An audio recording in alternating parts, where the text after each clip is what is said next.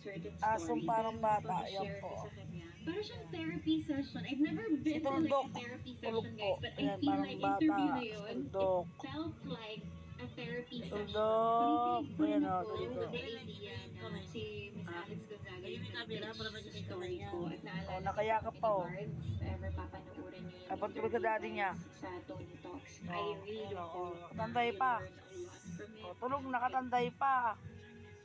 Nakayakap na, nakatanday pa. Oh, nakakita niyan. Oh, oh, di ba? Oh, tuldok. Oh, yan, lit-lit. Oh, oh, yan, asok ko. Love na love ko yan. Love you, baby. Love, love daw. Love, love daw. Love, love ko to eh. Ano, ito yung aso ko. Lit-lit. Hi guys! Welcome back to our channel. Si For Papa today's ko. video ay napaka-exciting Ayan, at first time nagising ko na siya. gagawin. Ang video natin for today is Jeepney Pakita ko sa Driver! camera mukha mo. Magandahan mo.